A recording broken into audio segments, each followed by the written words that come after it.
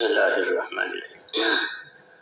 الحمد لله نحمده ونستعينه ونستغفره ونؤمن به ونتوكل عليه ونعوذ بالله من شرور أنفسنا ومن سيئات أعمالنا من يهده الله فلا مضل له ومن يضلله فلا هادي له ونشهد أن لا إله إلا الله وحده لا شريك له ونشهد أن سيدنا ومولانا محمدا عبده ورسوله صلى الله تعالى عليه وعلى آله وصحبه وبارك وسلم تسليما كثيرا أما بعد فأعوذ بالله من الشيطان الرجيم. بسم الله الرحمن الرحيم.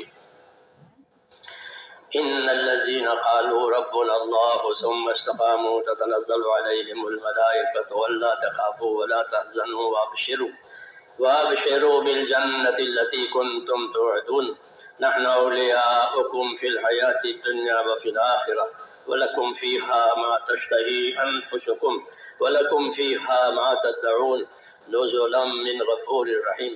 ومن أحسن قولا ممن دعا إلى الله وعمل صالحا وقال إنني من المسلمين. صدق الله العظيم.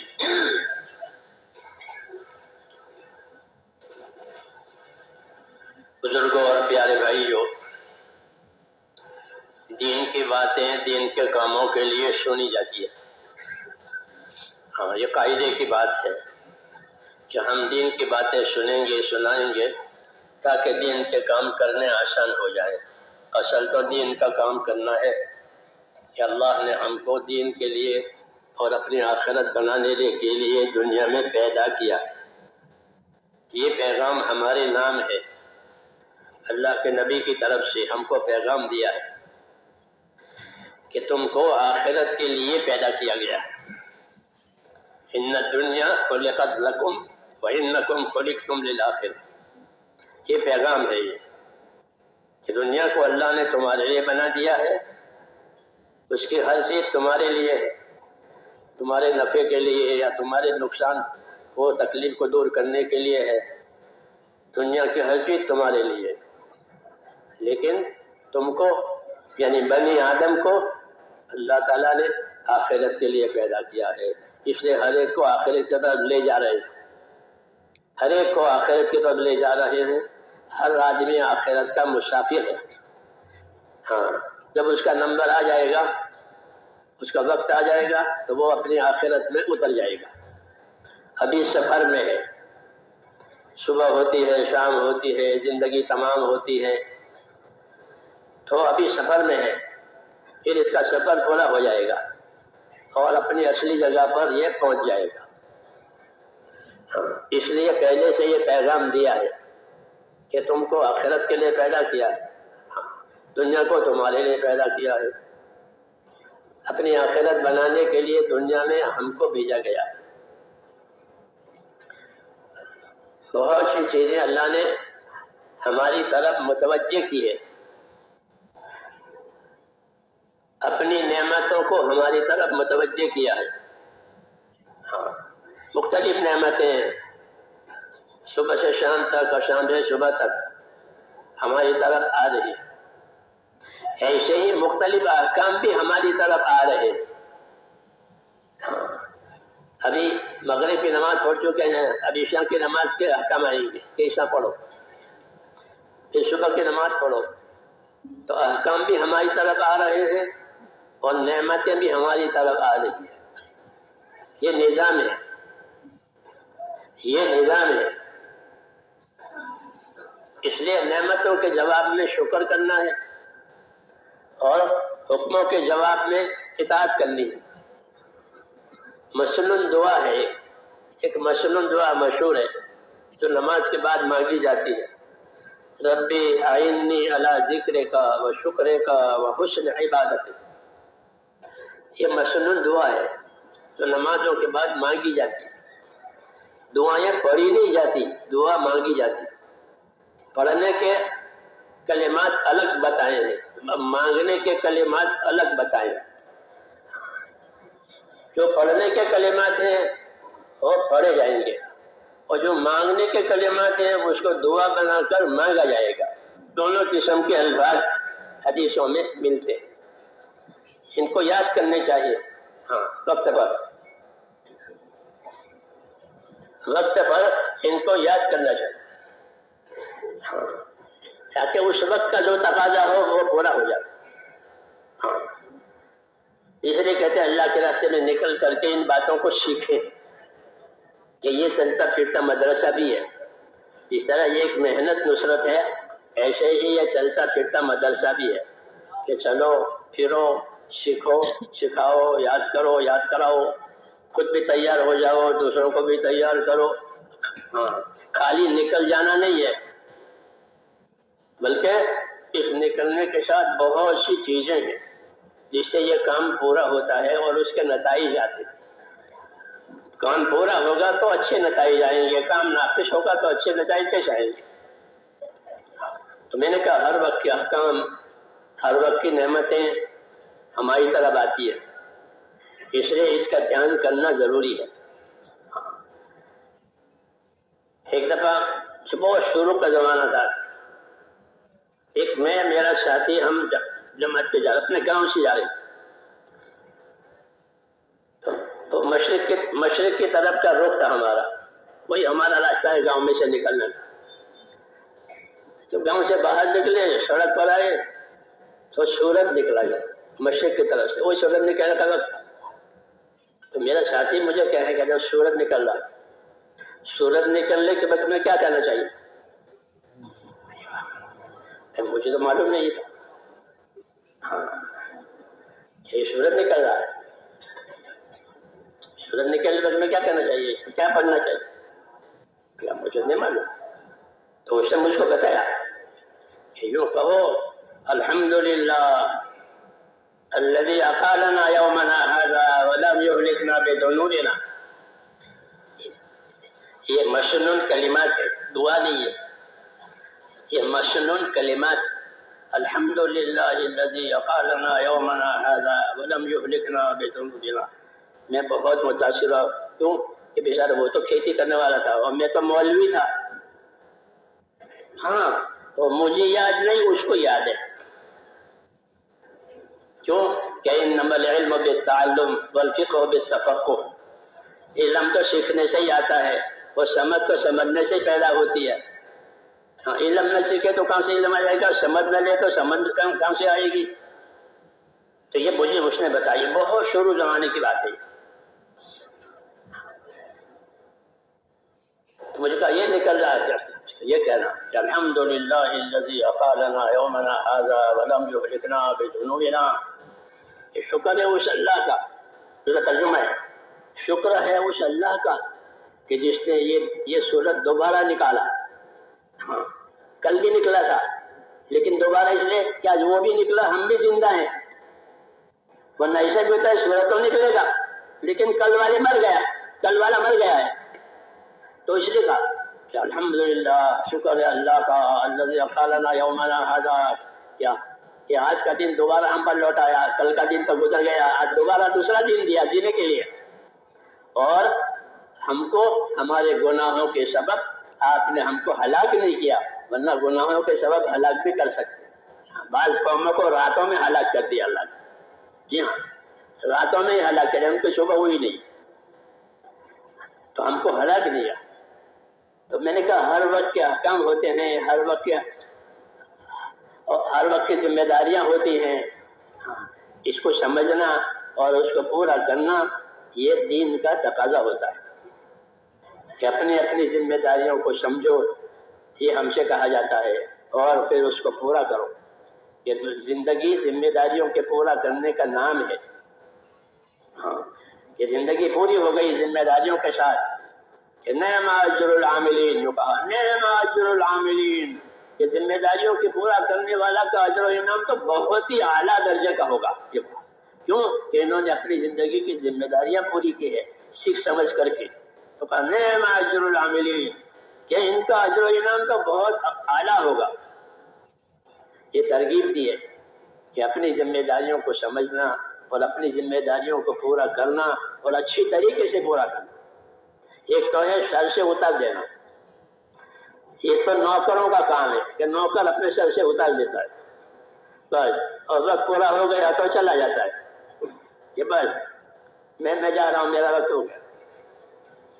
تو میرے بھائیوں، ہم نوکر نہیں ہیں، ہم تو اپنی مایا کے ذمہ دار ہیں۔ جو مایا ہمارے ذمہ اللہ نے کی ہے، جو ذمہ داری کی ہے، اس کے ہم ذمہ دار ہیں، نوکر نہیں۔ نوکر تو جتنا وقت تھا وہ پورا کر کے چلا جاتا۔ ہم تو اپنے دین کے ذمہ دار ہیں اور اپنی نعمتوں کے بھی ذمہ دار ہیں۔ ہاں، دین کے ذمہ دار ہونے کی وجہ سے ہم پر اطاعت آئے گی، اور نعمتوں کے ذمہ دار ہونے کی وجہ سے اس کی شکر گزاری ہوگی، ان نعمتوں کا حق ادا کرنا ہوگا۔ یہ کام ہے ہمارا کہ نعمتیں ہمیں، تو ان نعمتوں میں کیا حق ہے؟ یہ خالی نعمتوں سے فائدہ اٹھانا، نعمتوں سے راحت لینا، کہ نعمتوں سے راحت لینا مقصود نہیں ہے، بلکہ نعمتوں کو اپنے مقصد میں مددگار بنانا ہے۔ یہ اصل مطلب ہے کہ بھئی نعمتیں کیوں دی ہے؟ کہ نعمتیں اس لیے نہیں دی ہے کہ خوشحال رہو نعمتوں میں، خوش کہ نہیں، ایاک والتنعم، خبردار عیش پرست نہ بنو نعمتوں کی وجہ سے۔ کہ نعمتوں کی وجہ سے عیش پرست نہیں بننا ہے، ایاک والتنعم، خبردار عیش پرست نہ بنو۔ تو نعمتوں کی وجہ سے عیش پرست نہیں بننا ہے، یہ ہماری تعلیم نہیں ہے۔ ہاں، جو اللہ کو نہیں مانتے، آخرت کو نہیں جانتے، وہ کہتے ہیں بس یہ حیات دنیا، یہی زندگی ہے اور باقی کچھ نہیں ہے۔ تو یہ ان کا خیال باطل ہے۔ ان کو بعد میں بات ان پر روشن ہو جائے گی کہ حقیقت کیا تھی۔ ہم کو اللہ تعالیٰ نے اپنا فضل و کرم سے روشن چیز دے دی ہے، دنیا کیا ہے، آخرت کیا ہے، دین کیا ہے، ہمارے لیے سب چیزیں آ گئی۔ حضور صلی اللہ علیہ وسلم کے اوپر یاد دہانی کی چیزیں آ گئی ہیں۔ وَأَنزَلْنَا إِلَيْكَ الذِّكْرَ، اے نبی ہم نے آپ کی طرف ایک ذکر نازل کیا ہے، ایک یاد دہانی کی چیزیں نازل کی ہے۔ وَأَنزَلْنَا إِلَيْكَ الذِّكْرَ، تاکہ آپ لوگوں کو سمجھائیں۔ لِتُبَيِّنَ لِلنَّاسِ مَا نُزِّلَ إِلَيْهِمْ، ہم نے آپ کی طرف ایک ذکر نازل کیا ہے، ایک دین نازل کیا ہے، تاکہ آپ لوگوں کو کھول کھول کے بتائیں کہ اس وقت یہ ہے، اس وقت یہ ہے، اس وقت کا یہ تقاضا ہے، اس وقت یہ منع ہے۔ لِتُبَيِّنَ لِلنَّاسِ مَا نُزِّلَ إِلَيْهِمْ، ان کے لیے جو چیزیں نازل کی گئی ہے ان کو آپ کھول کھول کر کے بتائیں۔ تو نبی کے ذمے ہے کہ کھول کھول کر کے بتاوے، اس لیے نبی اپنی بات، اللہ کی بات کو کھول کھول کر کے بتاتا ہے، تاکہ کرنے کے کام روشن ہو جائیں، بچنے کے کام ہمارے سامنے آ جائیں، تکمیل کیسے ہوتی ہے اس کی یہ ہمارے سامنے آ جائے۔ یہ دین کا تقاضا ہے۔ تو میں نے کہا ہماری طرف نعمتیں بھی آ رہی ہیں، ہماری طرف احکام بھی آ رہے ہیں، اور ہماری طرف حالات بھی آ رہے ہیں۔ یہ سب چیزیں انسانوں کی طرف آتی ہیں۔ نعمتیں تو پہلے دن سے ہے۔ اللہ کہتے ہیں ہم نے تم کو نعمتوں میں ڈھانپ دیا ہے۔ تھوڑی نعمتیں لیکن نعمتوں میں تمہیں ڈھانپ دیا ہے۔ وَأَسْبَغَ عَلَيْكُمْ نِعَمَهُ، یہ نعمتوں سے ہم نے تم کو ڈھانپ دیا ہے۔ اتنی نعمتیں ہیں چاروں طرف کہ گننا چاہو تو گن نہیں سکتے۔ جب گن نہیں سکتے تو شکر کیسے ادا کریں؟ جب گنتی نہیں معلوم ہے تو یہ کیوں کہ اللہ تعالیٰ نے یہ اپنے کرم سے کیا ہے کہ نعمتوں کو ہماری طرف متوجہ کیا ہے۔ یہ نعمتیں اس لیے نہیں دی ہے کہ نعمتوں میں جو ہیں عیش کریں، بلکہ یہ نعمتیں شکر کرنے کے لیے دی ہے، حق ادا کرنے کے لیے دی ہے۔ اس لیے رسول بھیجا گیا ہے تاکہ وہ حق ادا کرنے میں ہماری رہبری کرے کہ حق کیسے ادا ہوتا ہے۔ اگر نبی کی رہبری نہیں ہوگی تو پھر گمراہی ہوگی، پھر نفس کے تقاضے ہوں گے خواہشات کے، اور شیطان کے تقاضے ہوں گے بہکانے کے۔ ہاں، وہ بہکاتا ہے، جی ہاں، اور نفس کے تقاضے اپنے خواہشات کے ہوتے ہیں، اور یہ دونوں تقاضوں کا انجام محرومی ہے۔ اس لیے ایک ہی راستہ ہے، قُلْ هَٰذِهِ سَبِيلِي، کہہ دو یہی میرا راستہ ہے۔ ہاں، باقی وہ دوسرے ہمارے راستے نہیں ہیں کہ وہ تو بھٹکنے کے راستے ہیں۔ ہاں، کہ شیطان بہکاتا ہے، مختلف طریقے سے بہکاتا ہے تاکہ آدمی دین پر نہ آوے۔ اور آگے تو صحیح معنی میں دین کا حق ادا نہ کر. اس لیے کبھی تو وہ ڈراتا ہے، شیطان ڈراتا ہے حالات سے. تخویف اس کا کام ہے کہ شیطان ڈرائے گا حالات سے، یوں ہو جائے گا، یوں ہو جائے گا، یوں ہو جائے گا. حالانکہ ابھی کچھ ہوا بھی نہیں ہے. ہاں ابھی نہیں کچھ ہوا، لیکن اس سے پہلے ڈرایا ہے اور یہ ڈرے ہوئے رہتے ہیں. پھر ان پر ہنستا بھی ہے کہ یہ دیکھو بنی آدم کچھ ہوا نہیں ہے اور ابھی سے سہنے ہوئے ہیں، ڈرے ہوئے ہیں. ہاں یہ ہو جائیں گے، بیمار ہو جائیں گے، مغرب ہو جائیں گے. حالانکہ ہوئے نہیں ہے لیکن ڈرے. تخفیف اس کا کام ہے. ایسے تشویل اس کا کام ہے. تشویل کا مطلب یہ ہوتا ہے کہ بہانے بنانا، باتیں بنانا، تاکہ اپنے آپ کو یہ قصور ثابت کرے. یہ بھی سکھائے گا. منافقین جب کوئی اجتماعی کام میں نہیں چاہتے تھے تو بہانے بناتے تھے کہ ہمارے گھر یوں سونے پڑے ہوئے ہیں، کوئی دیکھ بھال کرنے والا نہیں ہے، اس لیے ہم معذور ہیں. ان بیوتنا عورا، ہمارے گھر سونے پڑے ہوئے ہیں. اللہ فرماتے وما ہی بعورا، یہ سونے نہیں ان کے گھر، یہ تو یہاں سے جان بچانا چاہتے ہیں. یہ تشویل کہلاتی ہے کہ بہانے سکھانا، بہانے سکھانا تاکہ قبضے میں نہ آئے. یہ شیطان کی طرف سے. اس لیے کہا کہ مخلص رہو، مخلص رہو، بہانے نہ بناؤ، سچے رہو اور سچوں کے ساتھ رہو. بہانے بناؤ گے تو ڈرایا ہے کہ کوئی بہانہ نہ بناؤ. اگر بہانہ بنائے گا تو وہ بہانہ سچ مچ ہو جائے گا کہ میری طبیعت اچھی نہیں ہے، میں بیمار ہوں، میرے گھر میں سے اچھی نہیں ہے، وہ بیمار. یہ بہانہ کہ اگر بہانے بناؤ گے، حضور نے فرمایا، تو وہ بہانے سچے ہو جائیں گے. اللہ قدرت والا ہے. لا تمارضو فتمرضو، جان بوجھ کے بیمار نہ بنو ورنہ سچ مچ بیمار ہو جاؤ گے. اللہ قدرت والا ہے. یہ باتیں سکھائی ہیں. کیوں؟ تاکہ اللہ کے سامنے چوکس بھی رہیں، اللہ کے سامنے صاف ستھرے رہیں، اللہ کے سامنے سچے رہیں. یہ دین سچا ہے، یہ دین سچا ہے، یہ دین حق ہے. قیامت کا دین بھی حق ہے، دین بھی حق ہے، قیامت کا دین بھی حق ہے. اس لیے جو حق پر رہے گا، سچائی پر رہے گا، اس کو فائدہ ہوگا. ھذا یوم ینفع الصادقین صدقہم، قیامت میں یہ کہا جائے گا کہ ھذا یوم، یہ وہ دن ہے کہ سچوں کو سچائی نفع دے گی.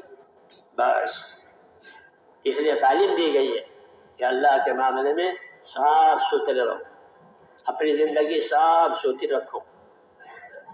اپنی زندگی ہم کو حکم ہے کہ اپنی زندگیوں کو صاف ستھری رکھو. اللہم انی اسألک عیشۃ نقیہ، دعا مانگی ہے. دعا مانگی کیا؟ دعا سکھائی ہے، دعا سکھائی ہے. اللہم انی اسألک عیشۃ نقیہ، اے اللہ میں آپ سے صاف ستھری زندگی مانگتا ہوں کہ میں کسی کے گناہوں میں، کسی کے حق میں ملوث نہ ہوں. میں اللہ کے حق میں بھی اور اس کے گناہوں میں بھی ملوث نہ رہوں. میں اپنے نفس کی شرارتوں میں بھی ملوث نہ رہوں. صاف زندگی. اللہم انی اسألک عیشۃ نقیہ، کہ اللہ مجھے صاف ستھری زندگی دے. کتنی زبردست بات مانگی ہے. تو حضور صلی اللہ علیہ وسلم کی زندگی تو صاف ستھری تھی. وہ تو اللہ کے پیارے بندے ہیں اور سب سے پیارے بندے ہیں، وہاں تو کوئی بات ہی نہیں ہے. پھر دعا کس لیے مانگی ہے؟ یہ دعا اس لیے مانگی ہے کہ اپنی امت کو یہ سبق دینا ہے. معلم الناس الخیر، کہ اللہ کا نبی لوگوں کو خیر کی بات سکھانے والا ہے. وَيُعَلِّمُكُم مَّا لَمْ تَكُونُوا تَعْلَمُونَ، ہمارا نبی تمہیں وہ بات سے سکھائے گا جو تم نہیں جانتے ہو. دنیا بھر کی باتیں تم جانتے ہو، جانو. جو باتیں ہم چاہتے ہیں، اللہ کہتے ہیں جو باتوں سے ہم راضی ہوتے ہیں، جن باتوں سے ہم ناراض ہیں، وہ تو ہمارا نبی سکھائے گا. اس لیے کہ وَيُعَلِّمُكُم مَّا لَمْ تَكُونُوا تَعْلَمُونَ، ہمارا نبی تمہیں وہ باتیں سکھائے گا جو تم نہیں جانتے ہو. دنیا بھر کی باتیں تم جانو، دنیا کے حالات کو جانو، دنیا کے حادثات کو جانو، جانو، یہ کوئی بڑی بات نہیں ہے. ہاں وہ باتیں جاننی ہے کہ جس کا نفع ہو، ان باتوں کا جاننا جس کا کوئی نفع نہیں کوئی نقصان نہیں. ایک مرتبہ حدیثوں میں کہ بہت لوگ جمع ہوئے، حضور نے کہا یہ مجمع کیسا ہے، یہ مجمع کیوں جمع ہوا ہے؟ عرض کیا کہ ایک آدمی ہے. کہ کون آدمی ہے؟ کہ علامہ.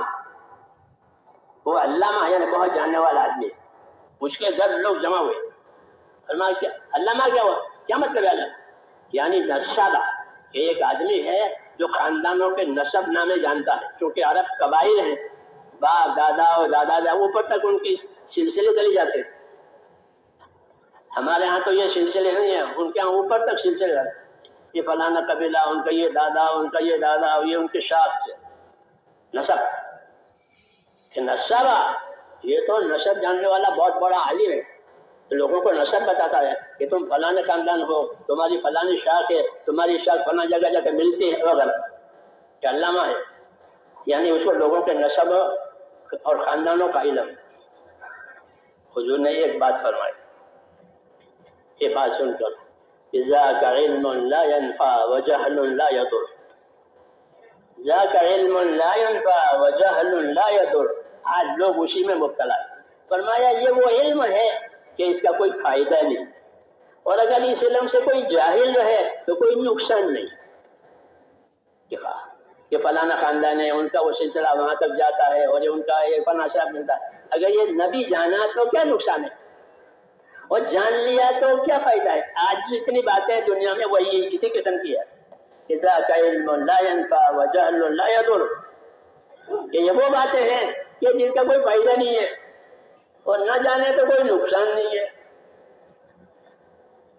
یہ غیر ضروری ہے، تو یہ کوئی علم نہیں ہے. یوں کا آج لوگ اسی میں مبتلا ہیں. ذاک علم لا ينفع وجهل لا يضر. کہ اگر ان سے بے خبر بھی رہو تو کوئی نقصان نہیں ہوگا، تو باخبر بھی ہو گئے تو کوئی نفع نہیں ہے. بہت بڑی بات کہی. ہاں، جس علم کا نفع ہو یا اس کے نہ جاننے کا نقصان ہو وہ ضرور ہونا چاہیے. ہمارے ہاں جو علم و ذکر ہے وہ اسی یہ مطلب ہے اس کا کہ علم و ذکر کے ساتھ زندگی گزارو. ہاں، علم و ذکر کے ساتھ زندگی گزارو.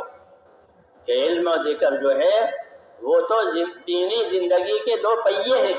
اس کے بغیر دینی زندگی بنے گی نہیں، چلے گی نہیں. کہ دین کا علم بھی نہیں ہے اور دین کے علم کا عمل بھی نہیں ہے تو کیا رہ گیا؟ کہ جہالت. ہاں، تو رسول صلی اللہ علیہ وسلم نے لوگوں کو میرے دوستوں جہالت میں سے نکالا ہے، غفلت میں سے نکالا ہے. علم و ذکر کہ علم کے مقابلے میں جہالت ہوتی ہے اور ذکر کے مقابلے میں غفلت ہوتی ہے. ہاں، کہ غفلت میں نہیں، ذکر میں، جہالت میں نہیں، علم میں. ہاں، تاکہ دین کا علم آوے، دین کا سیکھنا سکھانا آوے، تاکہ جو حقوق ہمارے اوپر عائد ہوتے ہیں دنیا میں وہ حقوق کی ہم کو خبر ہو جائے. حقوق عائد ہوتے ہیں، آداب ہیں تو آداب کے لحاظ سے حقوق عائد ہوتے ہیں. کہ بھئی داہنا، کہ داہنے کو پہلا کرو. اچھے کاموں کے لیے داہنا پہلے ہوگا، ویسے کاموں کے لیے بایاں پہلے ہوگا. کہ جوتا اتارنا ہے تو بایاں پہلے ہوگا. جی ہاں، مسجد میں سے نکلنا ہے، اسٹیشن میں سے نکلنا ہے، دونوں میں فرق ہے، دائیں بایاں. یہ کیا ہوا کہ یہ ہر جگہ کا حق ہے. مسجد تعظیم کی چیز ہے، ہاں، اس لیے اس کی ابتدا دائیں سے ہوگی. دوسری چیز تعظیم کے قابل نہیں ہے، نفرت کے قابل ہے، تو اس کی ابتدا بائیں سے ہوگی. یہ حقوق بیتبار آداب کے ہیں، کسی مذہب میں نہیں ہے. ہمارے مذہب میں، ہمارے دین میں. اس لیے دین سیکھنا ضروری ہے. سلمان فارسی رضی اللہ تعالیٰ عنہ بڑے آدمی، بڑے صحابی ہیں. انہوں نے پہلے نبیوں کا عیسیٰ علیہ السلام کا زمانہ بھی پایا، ہمارے نبی کا زمانہ بھی پایا. بڑی لمبی عمر، 250 سال کی عمر پائی. چلتے چلتے حضور صلی اللہ علیہ وسلم تک پہنچے. ہاں، تو ان کو ایک غیر نے یہ بات بطور تانا کے گئے کہ تمہارا نبی اچھا ہے، کہ تم کو اس کے الفاظ ہے کہ تم کو ہگنا متنا سکھاتا ہے، یہ کہا اس کے الفاظ ہے، وہ حدیث میں یہ الفاظ ہے۔ وہ تو بڑے آدمی تھے، اس نے کہا ہاں ہمارا نبی ہم کو سکھاتا ہے کہ قبلے کی طرف منہ کر کے استجا نہیں کیا جائے گا، قبلے کی طرف پیٹ کر کے استجا نہیں کیا جائے گا، یہ ہمارا نبی ہم کو سکھاتا ہے۔ کھڑے ہو کے نہیں کیا جائے گا، یہ ہمارا نبی ہم کو سکھاتا ہے۔ تو کیا جانے کہ جانور بیٹھ کر کبھی پیشاب نہیں کرتا، جی ہاں وہ تو کھڑے ہو کر کرتے، ہر جانور ہم کو الگ کیا ہے۔ یہ اسے کہا کہ تو کیا جانے، وہ تو تانا دے رہا تھا، انہوں نے تعلیم دی، ہمارے نبی نے سکھایا، ہمارے نبی نے سکھایا، نبی نے سکھایا وَيُعَلِّمُكُم مَّا لَمْ تَكُونُوا تَعْلَمُونَ، ہمارا نبی تمہیں وہ باتیں سکھائے گا جو تم نہیں جانتے ہو۔ اور صحیح بات ہے، ہم کچھ بھی نہیں جانتے، اور عرب جو تھے وہ تو کچھ بھی نہیں جانتے تھے، ہاں وہ تو جنگلوں میں رہتے تھے، منہ چلاتے تھے۔ اللہ تعالیٰ نے آپ کی وجہ سے ان کو کہاں سے کام پہنچا دیا، تو اس نے کہا وَيُعَلِّمُكُم مَّا لَمْ تَكُونُوا تَعْلَمُونَ، ہمارا نبی تمہیں وہ باتیں سکھائے گا جو تم نہیں جانتے، اس لیے تم کو جہالت میں سے نکالے گا اور زندگی کی ذمہ داریاں سمجھائے گا، زندگی کی ذمہ داریاں سمجھائے گا کہ زندگی کی یہ ذمہ داریاں ہیں، انفرادی ذمہ داری یہ ہے، اجتماعی ذمہ داری یہ ہے، یہ ذمہ داریاں سکھائے گا، اس لیے کہ دنیا ذمہ داریوں کے پورا کرنے کی جگہ ہے، اور اللہ کا دستور ہے کہ جتنی ذمہ داری پوری کی جائے گی اتنی مدد ملے گی۔ قاعدہ ہے کہ جتنی بندہ ذمہ داری پوری کرے گا اتنی خدا مدد کرے گا۔ المعونۃ علی قدر المعونہ، کہ اللہ کی مدد اتنی آئے گی جتنی ذمہ داری پوری کی جائے گی، کہ دنیا ہے ہی ذمہ داریوں کے پورا کرنے کی جگہ، اس لیے ان ذمہ داریوں کو پورا کرنے کے لیے دین سیکھنا ہے، دین سیکھنا ہے تاکہ زندگی کی ذمہ داریاں پوری ہو جاوے، پھر اس کے بعد آخرت کے انعامات ذمہ داریوں کے بعد، اور وہ اصل ہے کہ یہاں سے ذمہ داریاں پوری ہوئی ہے اور وہاں سے اس کے اجر و انعامات اور اس کے بدلے دیے جائیں گے، اور بدلہ ہمیشہ کے لیے دیا جائے گا، بدلہ ملے گا اور بڑا بدلہ ملے گا، کیونکہ اللہ تعالیٰ کو آخرت پسند ہے۔ جب کوئی بندہ آخرت پسند کرتا ہے تو اس بندے کو اللہ تعالیٰ آخرت بڑا چڑھا کر دیتے ہیں، دنیا مقدر کی دیتے ہیں، عمر مقدر کی دیتے ہیں، لیکن آخرت بڑا چڑھا کر دیتے ہیں۔ وَإِن تَكُ حَسَنَةً يُضَاعِفْهَا، اگر ایک بھی نیکی ہوگی اللہ کہتے ہیں تو اللہ اس کو بڑھا دے گا، جیسے گوٹلی کو بڑھا کر درخت بنا دیتے ہیں اور وہ درخت ہر سال پھل دیتا ہے۔ وہ تھی ایک گوٹلی آم کی یا کھجور کی، وہ گوٹلی کو بڑھا کر درخت بنایا اور درخت ہر سال آم دیتا ہے۔ ایسے آخرت ہے کہ ایک نیکی تھی اور ایک نیکی کا بدلہ کہ بڑھتا ہی چلا جائے گا، کہ آخرت کہ وہ تو بڑا کر دینے کے لیے ہے۔ فَإِن تَكُ حَسَنَةً يُضَاعِفْهَا وَيُؤْتِ مِن لَّدُنْهُ أَجْرًا عَظِيمًا، کہ ہماری طرف سے بڑا بدلہ بنا کر کے دیں گے۔ جس بدلے کو اللہ بڑا کہے وہ کوئی کیا کہہ سکتے، بڑا بدلہ، تو اللہ جیسے بڑے ہیں ان کے بدلے بھی بڑے ہو۔ یہ ترغیب دی ہے، یہ شوق دلایا ہے تاکہ ذمہ داریاں پوری کی جائیں۔ تو ہم ذمہ داریوں کے پورا کرنے والے ہیں، ہمارے اوپر ذمہ داریاں اللہ تعالیٰ نے ڈالی ہے، دینی ذمہ داریاں، دنیاوی ذمہ داریاں، ایک دوسرے کے حقوق کی ذمہ داریاں، ان ذمہ داریوں کو سمجھنے کے لیے دین آیا ہے۔ دین کی ذمہ داری دو قسم کی ہے، ایک قسم دین کی ذمہ داری کی یہ ہے کہ اپنی ذات سے اپنے دین پر استقامت پیدا کی جائے، کہ اپنے آپ کو اپنے دین کا پابند کرو۔ یہ ہر آدمی کی طرف یہ بات جاتی ہے، ہر آدمی اپنی انفرادی طور پر اپنے آپ کو اپنے دین کا پابند کرے، یہ حکم ہے، نبی کو بھی حکم ہے کہ نبی اپنے آپ کو پابند کرو۔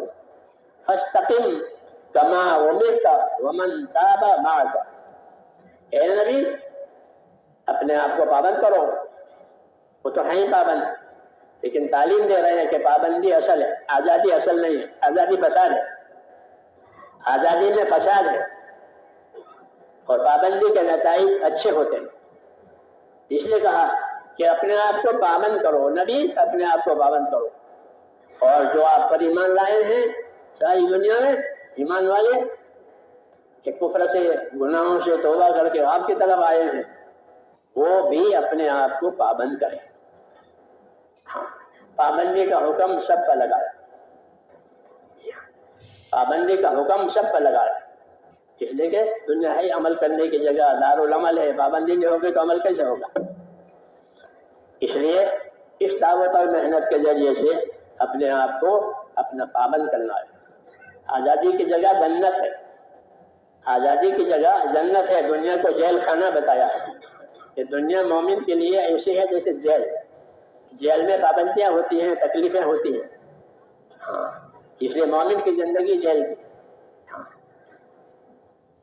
جس طرح جیل میں پابندیاں ہیں، تکلیفیں ہیں، ایسے یہاں بھی ہوگی، پھر یہاں سے آزاد ہو جائیں گے، جیسے جیل میں سے چھوٹ کے گھر چلے گئے، یہاں سے آزاد ہو کر جنت میں چلے جائیں گے، پھر کوئی پابندی نہیں، جو چاہو وہ ملے گا، ہاں ایک مدت ہے بس۔ تو میں نے کہا یہی اس بات پر ہے کہ زندگی ذمہ داریوں کا نام ہے، ایک استقامت کی ذمہ داری ہے، دوسری ذمہ داری ہمارے اوپر نصرت کی ہے، نصرت کی ذمہ داری ہے، نصرت یعنی ہم اللہ تعالیٰ کے دین کے مددگار بنے، حکم ہے ہم کو کہ اپنے دین کے مددگار رہو،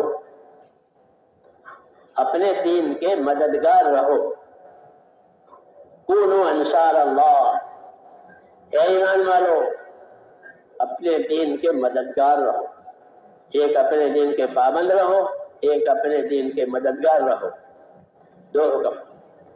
پابندی میں جو اللہ کے فرائض ہیں ایمان کے ساتھ کہ اس کی پابندی ہوگی، ایمان کہ ایمان میں قوت لانا، یہ ضروری ہے کہ ایمان میں قوت آوے، ایمان کی محنت سے قوت آتی ہے کہ ایمان کی محنت کرو تاکہ ایمان میں قوت آوے، ایمان میں قوت آئے تو کیا نتیجہ ہوگا کہ ایمان میں قوت آئے گی تو حرام سے بچنے کی طاقت پیدا ہوگی، فرائض کو ادا کرنے کی طاقت پیدا ہوگی، دوسروں کے حقوق ادا کرنے کی طاقت پیدا ہوگی۔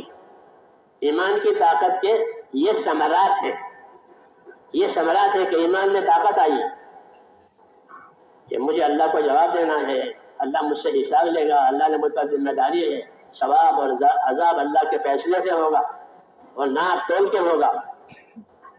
جب یہ بات آئے گی تو زندگی ذمہ داریوں کا، تو یہ زندگی حقوق ادا کرنے پر قائم کرے گی کہ فرائض ادا ہو جائیں گے، فرائض کے ادا کرنے کی طاقت آئے گی، نماز، روزہ، زکوٰۃ، حج، حلال کھانا، حلال کمانا، حلال پہننا، حلال اوڑھنا، یہ جو ہے وہ حرام سے بچنا، یہ طاقت پیدا ہوتی ہے، ایمان کی محنت سے یہ طاقت پیدا ہوتی ہے۔